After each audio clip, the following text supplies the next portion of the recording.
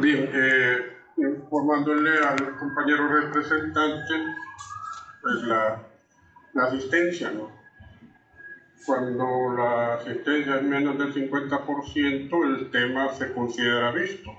Así es la norma, así es la ley. Y lógicamente, pues vienen preguntas sobre el tema. Entonces, pero igual, como le digo, he pasado un buen rato preparando el tema y no me quiero quedar con el mal sabor de que no lo doy. Pero entonces se anotan en la lista y pues lógicamente quienes están acá van a tener un valor agregado, ya sea en una discusión o en un examen que no salgan bien, ¿de acuerdo? No me parece mala idea.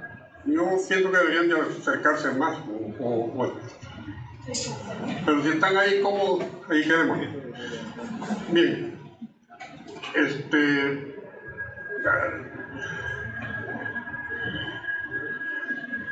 me voy a basar en un pintor para esta clase. Luego ustedes me dicen si eso no es el padecimiento de este pintor. Reconocen estas pinturas, ¿verdad? Toda la clase va a llevar diferentes pinturas o animaciones.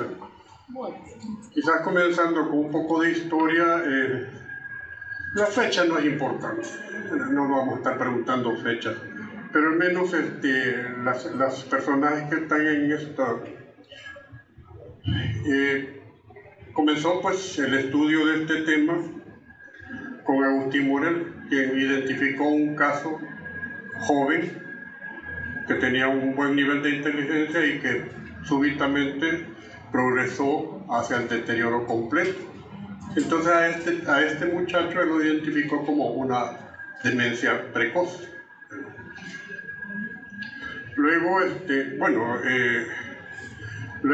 Hecker identifica otra serie de casos también juveniles y él les denomina hebefrenia.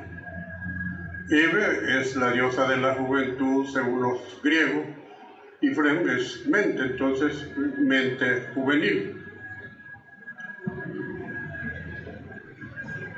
Luego Kalbaum también una serie de casos, ya no juveniles, pero con características bastante similares a las anteriores, entonces le llama catatonías.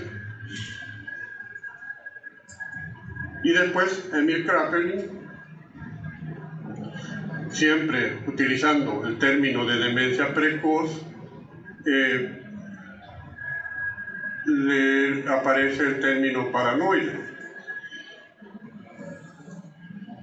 Y fue Eugene Bleuler que une todas estas, hebefrenia, catatónica, paranoide, y ya no le llama demencia precoz, sino que le llama esquizofrenia o el grupo de esquizofrenia. Comprendamos desde este momento que esquizofrenia no es una enfermedad, es un grupo de enfermedades.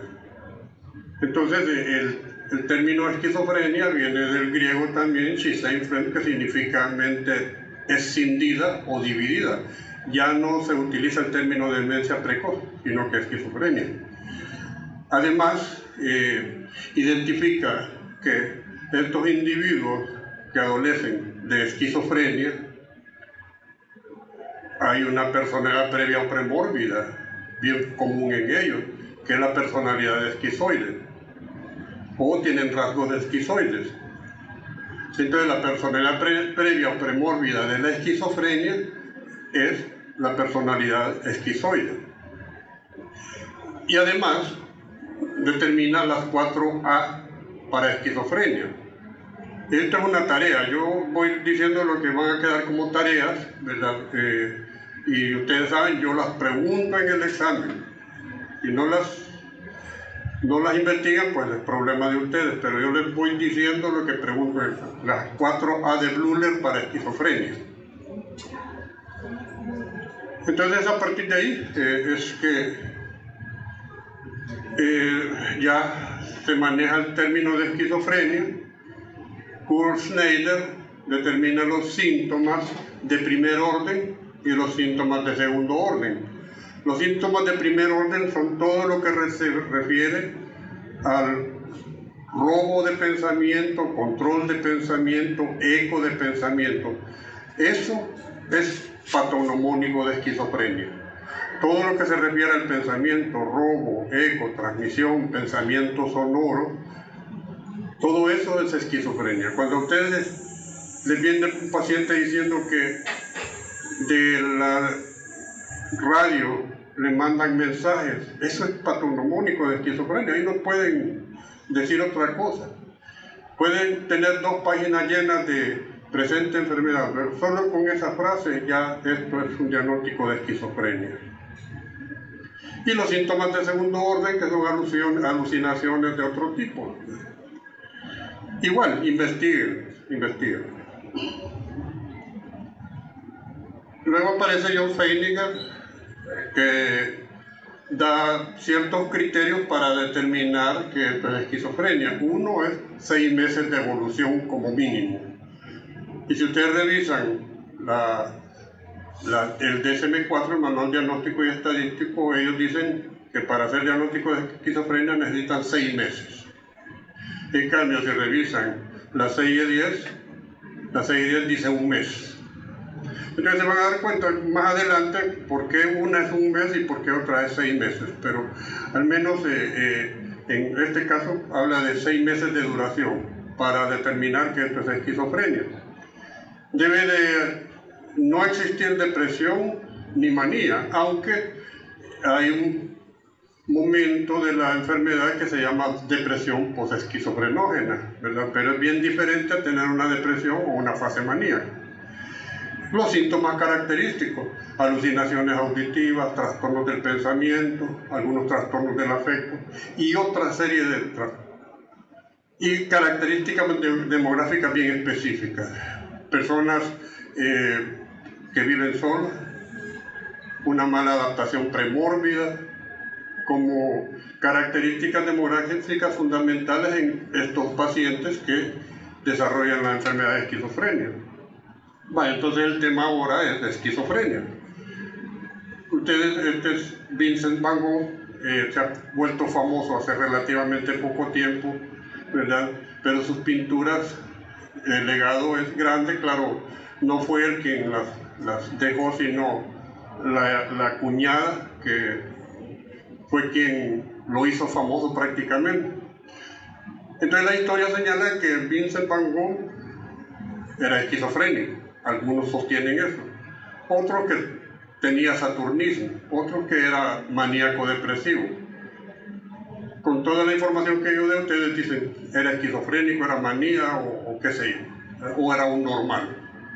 Bien, entonces, ¿qué es la esquizofrenia? La esquizofrenia es trastornos mentales graves, un grupo de trastornos mentales graves que son crónicos e incapacitantes. Estos son incurables, la esquizofrenia es incurable. Entonces, y que llevan a la cronicidad y frecuentemente incapacitan y que se presenta principalmente en individuos jóvenes, adelantando la esquizofrenia. Su frecuencia está entre los 20 y 40 años, edad productiva económicamente hablando, y que se caracteriza por una desorganización severa en el funcionamiento social y distorsiones fundamentales en el pensamiento, la sensopercepción y el afecto, y que se caracteriza por una fase prodrómica, una fase activa y una fase residual. Entonces la esquizofrenia pasa por 3 fases: una fase prodrómica, una fase activa y una fase residual. Hablando un poco de epidemiología, la incidencia se ha determinado que es de 30 por 100.000 habitantes. 30 por 100.000 habitantes. Recuerden el concepto de incidencia, el número de casos de determinada enfermedad en un momento dado. Entonces, la incidencia es de 30 por 100.000 habitantes. La prevalencia es del 2%. La prevalencia es el número de nuevos casos en un periodo determinado. El riesgo de vida es la posibilidad que tenemos nosotros de padecer una enfermedad, en el caso de la esquizofrenia, del 0.9%. La edad, ya lo decía, algunos hablan de 10 a 50 años. Yo acabo de mencionar de 20 a 40 años, que es la edad más frecuente. Abajo de 10 años es imposible que se dé esquizofrenia, y arriba de 50 años es imposible que haya esquizofrenia. El sexo. Entre los 15 y los 25 años es más frecuente en el hombre. Entre los 25 y los 35 es más frecuente en la mujer. Pero cuando se comparan los números, es igual. Hay igual número de hombres e igual número de mujeres esquizofrénicas, solo que la edad es diferente. Entre 25 y 35 años es más frecuente en la mujer, arriba de los 35. El estado civil. Si vemos las características de la personalidad esquizoide, es un individuo solo, introvertido, ¿verdad? Entonces, el estado civil usualmente son solteros, en el caso de los hombres. Las mujeres, por las cuestiones culturales, suelen casarse, pero tienen una actitud meramente pasiva dentro del matrimonio. Entonces, podemos decir que son individuos solos, solteros. En relación a la estación, se ha encontrado una mayor incidencia, al menos en el hemisferio norte, en el solsticio de invierno. En el solsticio de invierno se ha visto que hay mayor incidencia de esquizofrenia en el hemisferio norte. Es decir, en el periodo lluvioso, ya sea en el hemisferio norte o en el hemisferio sur, hay mayor incidencia, con probablemente virosis, probablemente otro tipo de cuestiones. Pero entonces se ha identificado en el hemisferio norte justo en el solsticio de invierno. El nivel socioeconómico, la literatura a veces señala de que es en estratos socioeconómicos bajos. Es una percepción un tanto errónea. La esquizofrenia se da en cualquier nivel socioeconómico. Lo que pasa es que el paciente desciende en su escala socioeconómica. Se une a grupos marginales, así como los drogadictos. Un drogo que se acostumbra a cocaína, lo que sea, se arrastra. Por mucha capacidad económica que tenga, termina arrastrado en niveles socioeconómicos bajos. Entonces el nivel socioeconómico se da a cualquier nivel. Pero cuando vemos cada paciente así, viene de un nivel socioeconómicamente bajo. El suicidio, creo que lo mencionaba en la clase de alcoholismo, es la tercera causa de suicidios en relación a los cuadros psiquiátricos. Es aproximadamente entre el 12 y 15%. Entre el 12 y 15% de esquizofrénicos tienen conducta suicida. Y lo mismo, la violencia. La esquizofrenia paranoide y la esquizofrenia catatónica son los más violentos. Yo, en mi experiencia, he llegado a ver que el más violento usualmente es el catatónico, más que el paranoide. Luego, dentro de los trastornos que se presentan, en general, como decía en la definición, alteración específica a nivel del pensamiento, la sensopercepción y el afecto.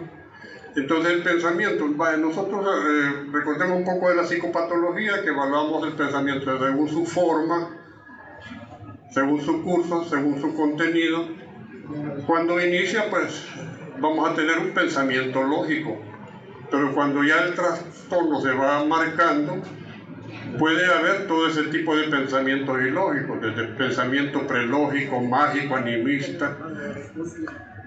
Pero el que es patognomónico de esquizofrenia es el pensamiento telepático. Eso es patognomónico de esquizofrenia. El control de pensamiento, por eso hablaba de los criterios de primer orden de Steiner. Robo, eco, transmisión de pensamiento, que es el pensamiento telepático. Eso es patognomónico de esquizofrenia, pero pueden darse todo este tipo de trastornos. Muchos pacientes esquizofrénicos utilizan mucho los neologismos. Tenemos lo que espero es que vean los contrastes de colores que va teniendo en la evolución de su enfermedad. Aquí me falta ponerlas en orden porque no están tan, dijéramos, detalladas las primeras hasta las últimas. En el caso de los autorretratos sí, pero en cada pintura no tiene una fecha estipulada para ir marcando específicamente el deterioro. En el curso, la secuencia, vamos a tener de todo también, desde un curso, una secuencia coherente, pero dentro de ellos quizás la más importante es la asociación laxa de ideas y el incoherente. Pero más importante es la asociación laxa de ideas. Y luego el contenido, qué tipo de contenido vamos a tener en el paciente esquizofrénico. Ideas delirantes. Al inicio de la enfermedad, cuando veamos las etapas o las fases, vamos a ir viendo cómo de una idea probablemente hipocondríaca pasa a una idea sobrevalorada y luego termina en una idea delirante. Pero ya establecida la enfermedad fue un delirio. Ideas delirantes. Vemos cómo va cambiando la perspectiva del color. Aunque lo denominaron como impresionismo, ¿verdad? Pero no es por su estilo, sino por la percepción de su enfermedad, las alteraciones de la percepción. Conrad, pues esta es otra tarea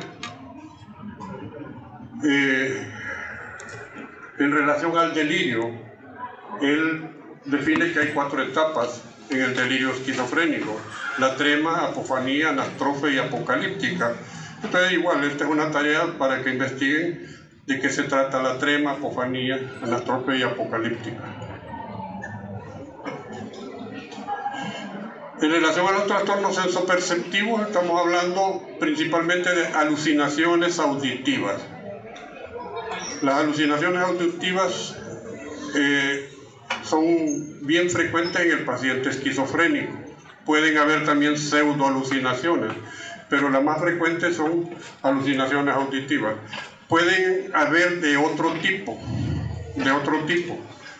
pero, por ejemplo, si hay alucinaciones visuales, olfatorias, eso tendría que hacernos pensar mejor en otro diagnóstico y no en esquizofrenia.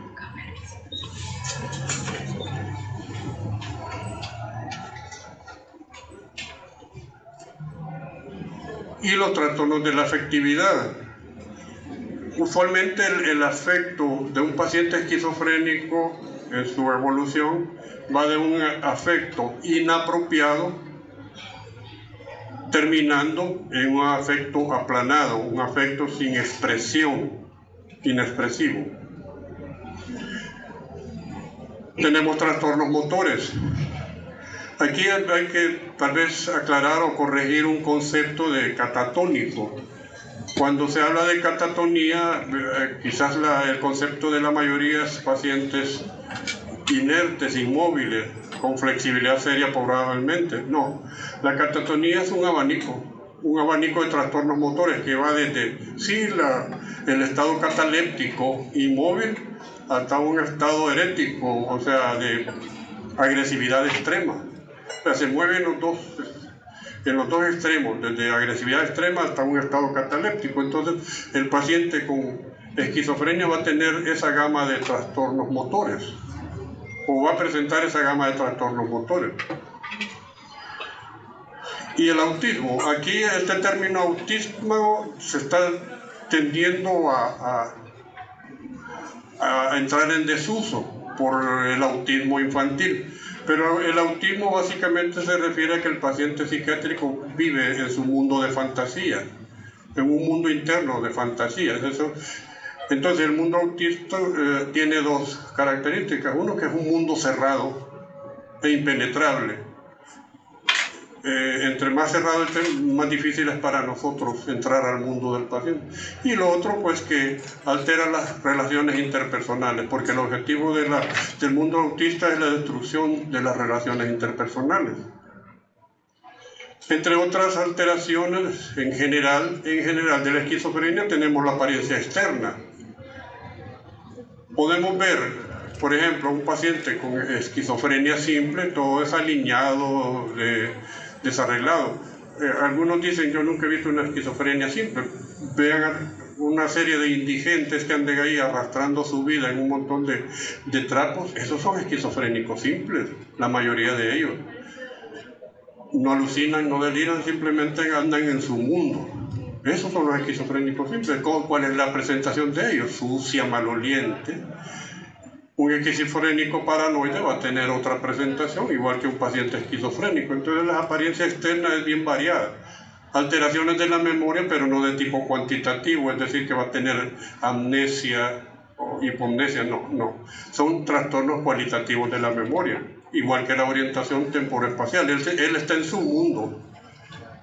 El paciente está en su mundo, entonces tiene una escala temporoespacial completamente diferente a la nuestra. Entonces no podemos catalogarlo como desorientado, sino que están en su mundo. La comunicación verbal en muchas ocasiones se pierde también. Ya en la historia natural, en la evolución, el paciente llega hasta jargonofasia, ensalada de palabras. No digo todo, pero buena parte. Y la conducta instintiva, quizás esto es más evidente, por ejemplo, en los pacientes hebefrénicos. Los pacientes hebefrénicos donde el instinto está, los trastornos instintivos son más evidentes. La sexualidad, los niños con esquizofrenia hebefrénica se vuelven hipersexuales, las niñas son hipersexuales. Los varoncitos con actividad masturbatoria ahí frente a uno. La bulimia, comelones. Entonces, en la conducta instintiva, más que todo en la hebefrénica, está bien marcada. En los pacientes paranoides, la defensa de su propia vida, el instinto de conservación de la propia vida, por eso es que se vuelven agresivos, se vuelven violentos. También vamos a encontrar alteraciones físicas. Lo que pasa es que nos hemos acostumbrado tanto que solo vemos el examen mental. Y cuando estamos viendo a un paciente psiquiátrico, no, es loco, solo la mente evaluemos. Realmente la esquizofrenia tiene un montón de alteraciones físicas y neurológicas que tenemos, ya sea por principios como médicos, de evaluar. ¿Qué vamos a encontrar? Ahí está, cabello fino, la circunferencia craneana anormal, el occipucio aplanado, el hipertelorismo, la implantación de las orejas, el paladar que es gótico. Todas esas cuestiones tenemos que observarlas.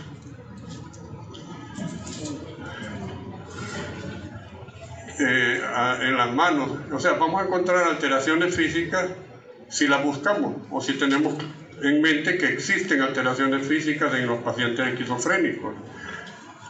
Si no, vamos a reportar el examen físico negativo, porque el examen físico cuando lo hacemos es que buscamos una enfermedad, pero no buscamos alteraciones tan simples. Una cuestión que siempre se escapa también, y aunque no les sugiero, pero esto ya está determinado, las líneas dermopapilares. Prácticamente en las manos se dividen en 3 radios, ¿verdad? Entonces en el trirradio AB hay una disminución en ¿quién se va a poner a contar? Solo los dermatólogos, que fueron los que descubrieron eso, pero que quede que hay una disminución en las dermopapilares en el trirradio AB. Al examen neurológico, ¿qué vamos a encontrar? En primer lugar, presencia de movimiento en espejo. Entonces, si uno le pide al paciente que mueva un dedo, automáticamente va a mover el dedo contralateral. Y por eso es que en la Universidad de Tübingen, Alemania, se les ha tratado de dar una explicación etiológica de tipo inmunológico. Porque si ustedes ven el vitiligo, las manchas son en espejo. Si, por ejemplo, una mancha aparece acá, una mancha hipocrómica va a aparecer en el otro igual. Entonces, por eso en la Universidad de Tübingen le tratan de dar una explicación inmunológica a la esquizofrenia por este signo. Dificultad para decir trabalenguas, aunque a muchos de nosotros quizás se nos dificulta decir trabalenguas, ¿verdad? Pero en el paciente esquizofrénico es más frecuente. Confusión derecha e izquierda, ¿cómo hacen para evaluar este signo? Simplemente ustedes, el examinador se pone con sus brazos entrecruzados y le pide al paciente que le señale la mano izquierda. ¿Cuál va a señalar? Lógicamente va a señalar esta, ¿verdad? Porque no confunde que su izquierda está de este lado. Movimientos musculares anormales en reposo, independiente de la distonía, acaticia y todo eso que puedan generar los medicamentos, hay movimientos anómalos, dificultad en oponer los dedos, ¿verdad? Trata de poner los dedos y no va a ser posible. La supinación, pronación también va a estar alterada y la dificultad para movimientos repetitivos. Todo esto pueden ustedes buscarlos, cómo se evalúa y a qué se refieren. Bien, todo eso podemos encontrar, todo eso, tanto a nivel del examen mental como a nivel físico, a nivel neurológico. Ahora, como decía, la esquizofrenia pasa por 3 fases, una fase prodrómica, una fase activa y una fase residual. Y que los síntomas se dividen en síntomas agudos o positivos y síntomas crónicos o negativos, dependiendo del estadio. Usualmente en la fase activa vamos a tener la sintomatología aguda o positiva. ¿En qué consiste? Trastornos perceptivos, principalmente alucinaciones auditivas. La característica de las alucinaciones auditivas son voces acusatorias, voces que Dios le llama, que Dios le habla, pero que son fugaces, es decir, no que mantengan un gran diálogo con el paciente. Cuando las voces entran en diálogo con el paciente, así se le llama, fonemas dialogados. Cuando las voces le dan órdenes, que a veces he leído en las historias que ponen voces de comando, eso es un invento del psiquiátrico, se llaman fonemas imperativos. O sea, las voces me están ordenando. Y como decía anteriormente, los fonemas imperativos son patognomónicos de esquizofrenia. Entonces, los trastornos perceptivos, como síntomas agudos o positivos de esquizofrenia, alucinaciones principalmente auditivas. En la historia narra de que hubo un duelo entre Gauguin, que era otro pintor contemporáneo con Van Gogh, y que fue el que le quitó la oreja. Algunos dicen que con una cuchilla se lo cortó, otros dicen que fue una alucinación auditiva, por eso se la cortó. La cosa es que apareció sin oreja. Si ustedes revisan las pinturas de Gauguin, tienen más o menos el mismo estilo que la de Vincent Van Gogh, entonces al parecer ese era todo el pleito de ellos. Entonces ahí aparece sin la oreja, pero en el pueblo lo conocían como Le Faux Rose, el loco pelirrojo, y es cuando pintó la oreja de Van Gogh. Eso hizo que lo hospitalizaran. Pasó 12 meses en un sanatorio y ahí fue donde pintó la obra más famosa de él. Hay un montón de pinturas, pero esta es la más famosa, dijéramos, La Noche Estrellada. Pero los que estudiaron la biografía, no sé qué de él, determinaron que él la hizo porque en la noche era prohibido estar pintando, entonces en el día él recordaba, entonces tenía una excelente memoria, recordaba, porque si ustedes ven a nivel, yo como astrónomo aficionado, se reconocen las estrellas, los nombres, los planetas que estaban en ese momento, la luna que estaba en cuarto creciente, se reconocen, ¿verdad? Entonces él lo recordaba. También pintó a esta viejita, hizo 5 pinturas de esta misma viejita que ahí está en un museo no sé dónde. La Berceuse, que significa la nana o la mecedora. Pero no era porque la señora estaba en una mecedora, sino que la pita que tiene ahí era que jalaba la cuna de los niños para estarlos meciendo. por eso se llama la mecedora. Esta fue de las primeras pinturas, los comedores de papa. A todos trompudos, los babosos. Luego los trastornos ideativos, ideas delirantes. Ideas delirantes, nada más, no hay Dios. Ideas delirantes, ¿de qué tipo? De todos los tipos que ustedes quieran. Desde ideas de tipo grandioso, ideas delirantes de grandiosidad, ideas delirantes xenotípicas, ideas delirantes de tipo paranoide, de tipo persecutorio, ideas referenciales, es decir, una gama de todo lo que a ustedes se les ocurra.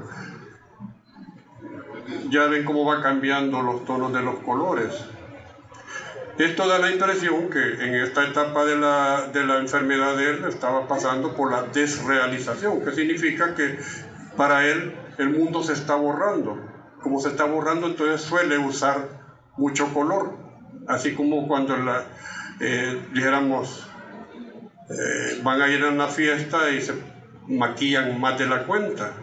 Ustedes ven algunas personas allá afuera en la calle, más que todo mujeres, ya casi no se ven, pero andan siempre hipermaquilladas.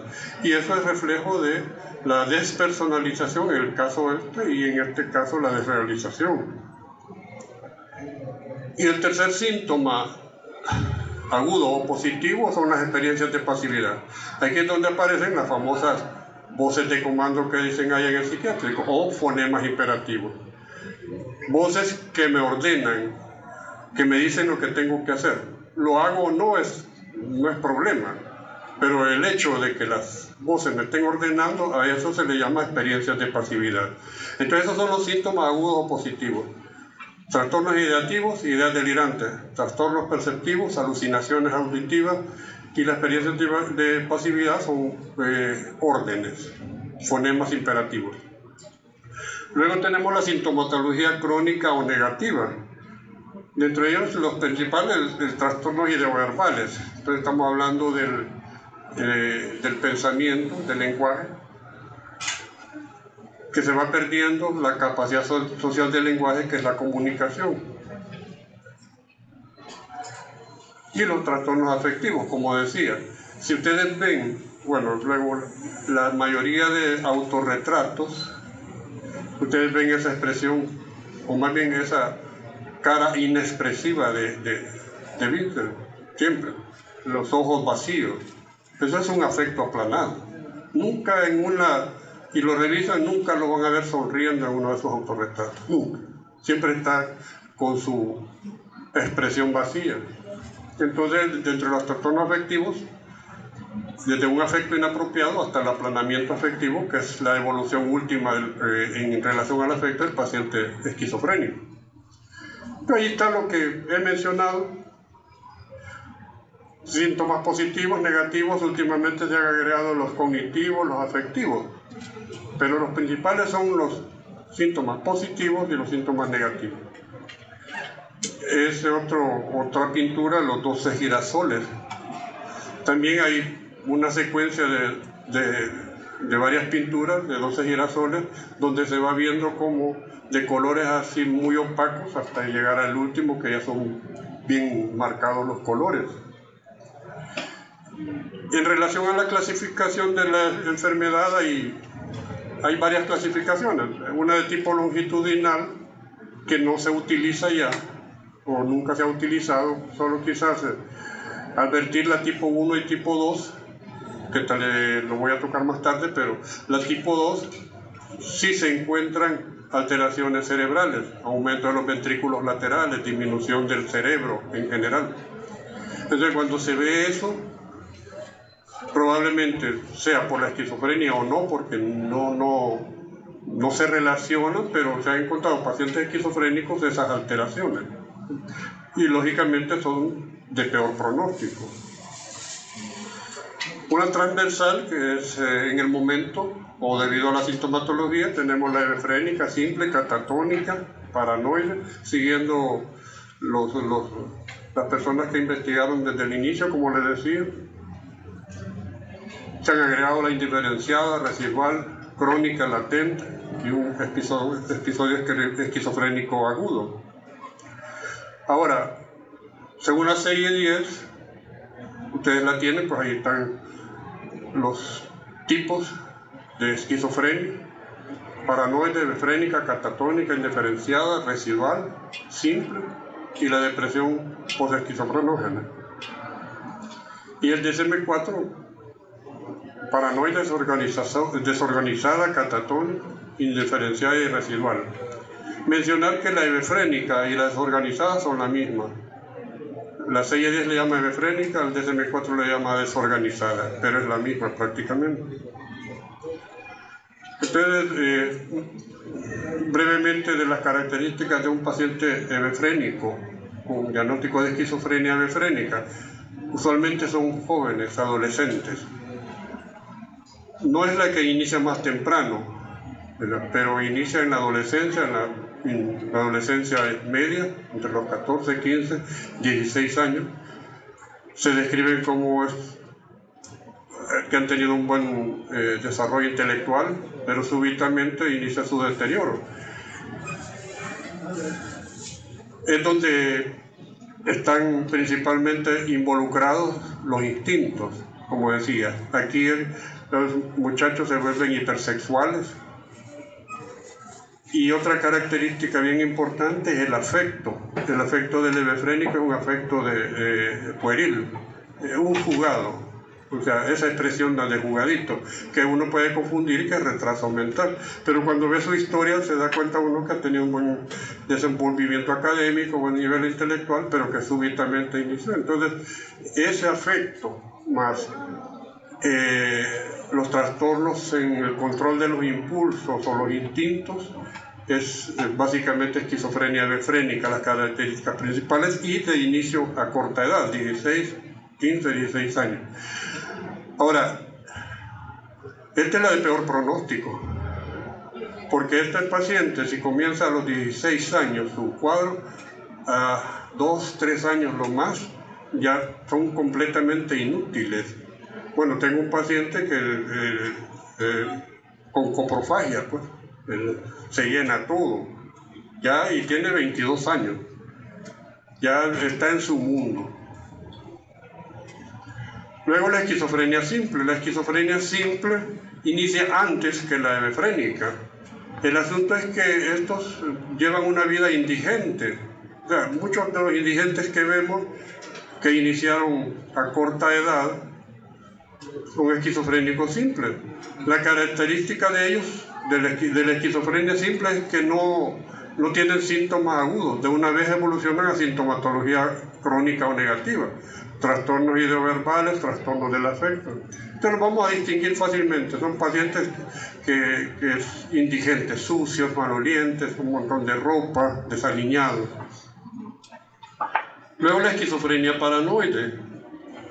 La característica son los delirios. Pacientes sumamente agresivos, dependiendo de los delirios, que casi siempre son de tipo paranoide. Acá tenemos los delirios de tipo mesiánico: soy el Mesías, soy el elegido.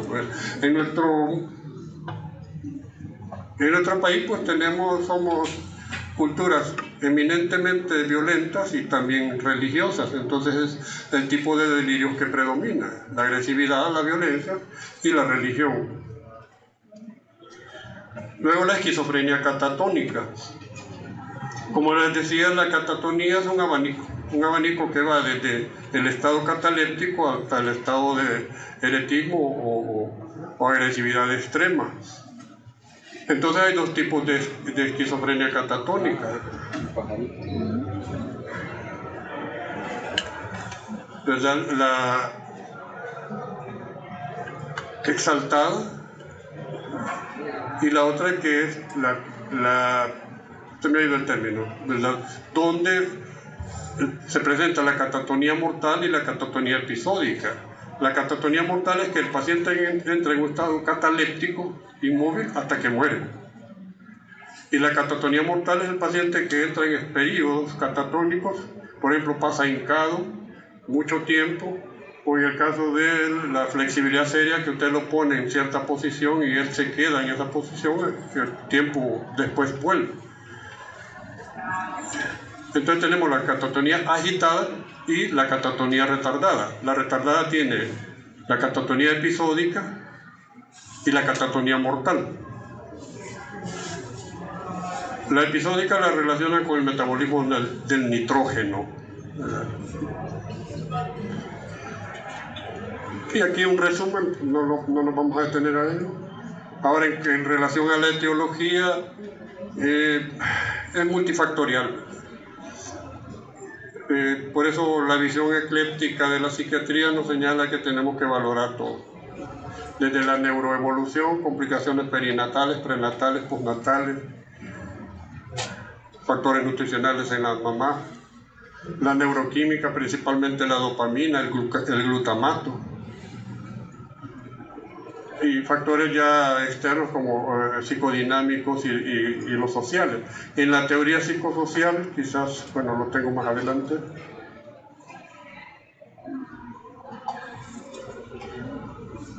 Bueno, en la neuroimagen decía que hay dilatación ventricular, lógicamente no en todos los pacientes, sino en la esquizofrenia tipo 2 se encuentra más frecuentemente. Disminución del córtex frontal, disminución del volumen cerebral.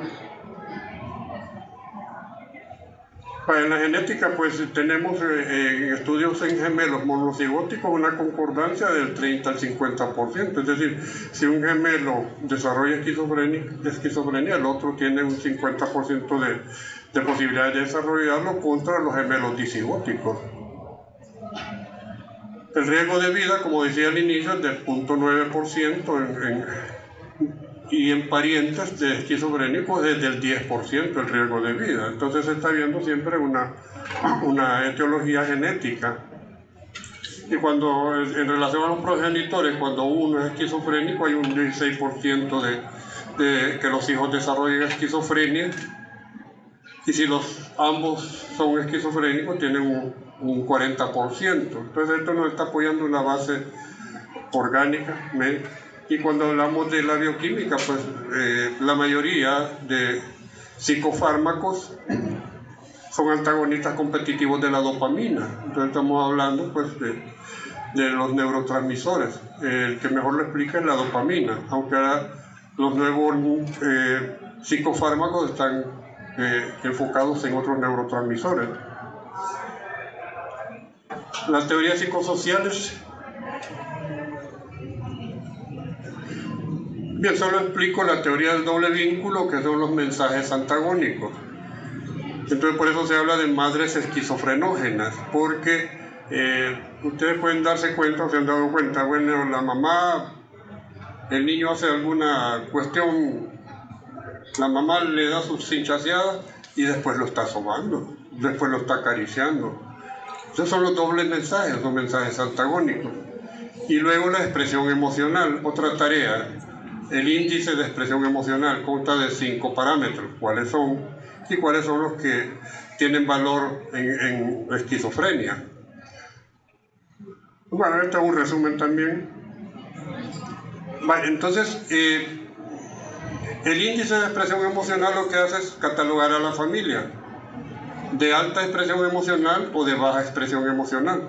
Entonces, un estudio hecho en algún momento se catalogaron familias de baja expresión emocional y sus pacientes. Los que estaban tratados con antipsicóticos solo recaía el 12%, inversos en familias de baja expresión emocional. Y los que estaban sin antipsicóticos recaían el 15%. La diferencia es mínima entonces, que significa que los pacientes que están inmersos en familias con baja expresión emocional no deben de estar tratados farmacológicamente hablando a tiempo prolongado, sino solo en la fase aguda. Ahora, la otra parte del estudio es otras familias de alta expresión emocional.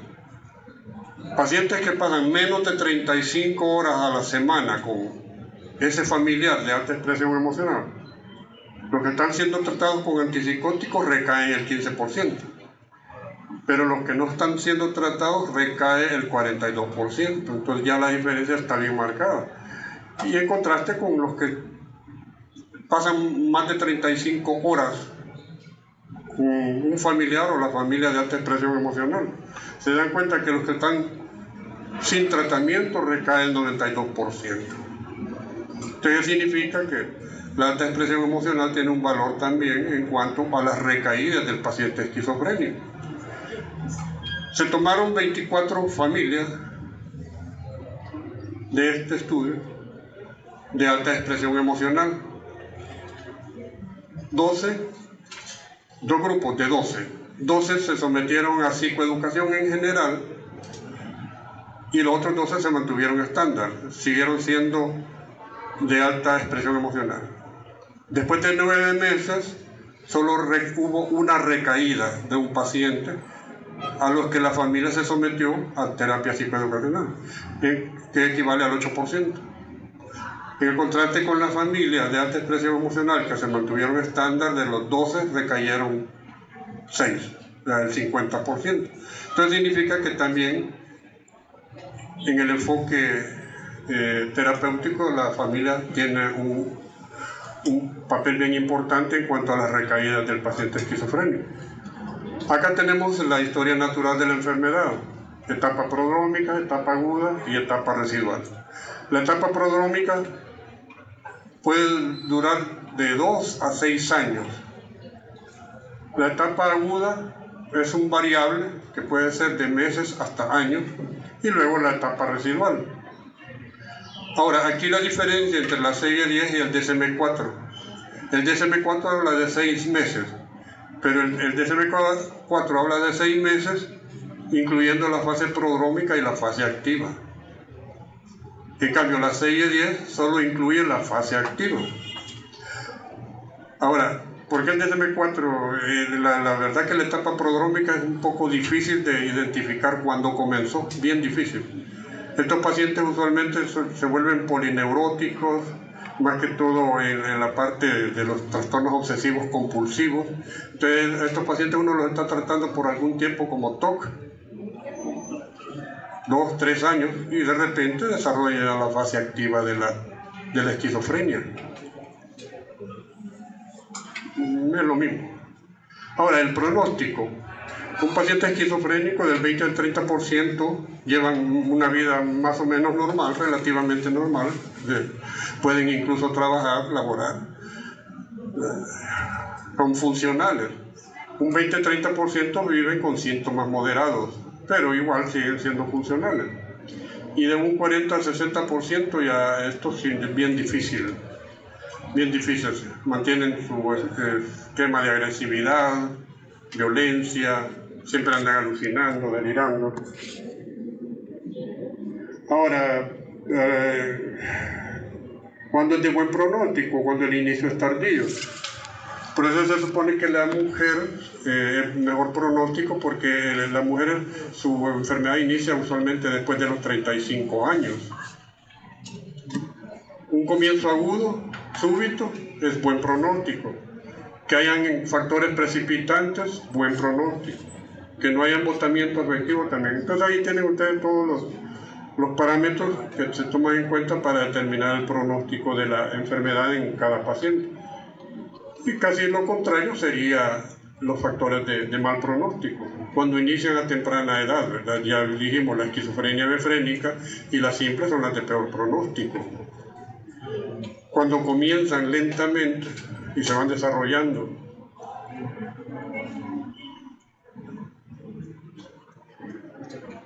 Bien, este es uno de los primeros autorretratos.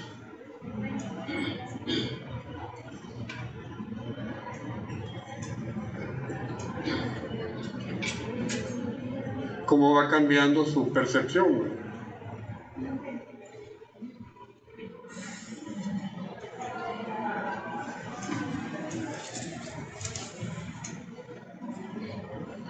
Este es el último. Si lo ven, es el típico loco, ¿verdad? El loquito. Si lo encontramos en la calle, decimos que es un loquito, ¿no? Bien. Él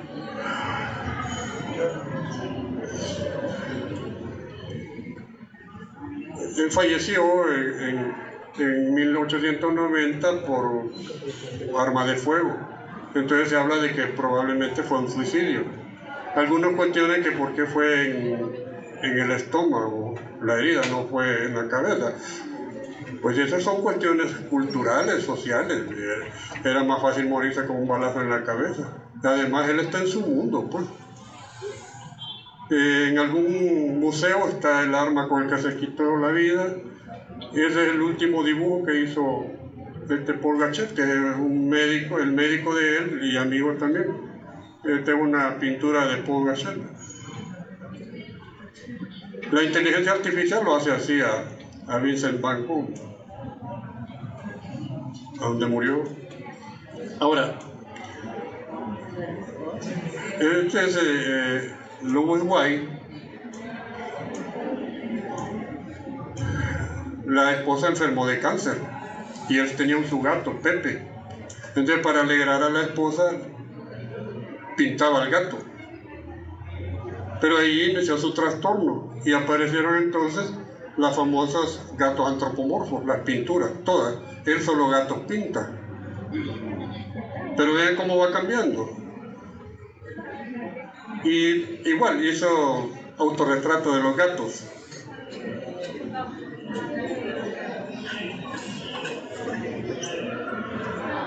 Este es un garabato, ¿ya? Y tenemos también no sé, ¿lo conocen o lo saben de él? No. Hubo una película inspirada en la vida de él, Una mente brillante. Sí, ya se ubicaron. John Forbes Nash, premio Nobel en la teoría del fuego y premio Abel en matemáticas. O sea, era tremendamente inteligente. Ahora, el único error que mencionan que él se curó de esquizofrenia. No se curó. Él aceptó su enfermedad, que al final lo que nosotros pretendemos, que el paciente interiorice su enfermedad, pues oye voces y sabe que no son reales, que son parte de su enfermedad. Lógicamente en nuestra cultura es bastante difícil, pero esta persona, si gana un premio Nobel en números, hay que respetarlo, ¿verdad? Bien.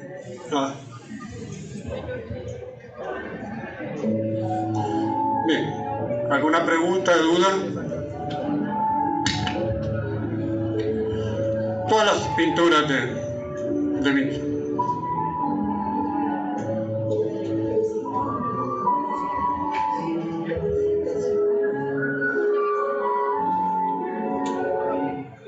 ¿Alguna pregunta, duda? Seguro. No entendieron nada. Muy esquizofrénica la clase. Bueno, terminamos entonces.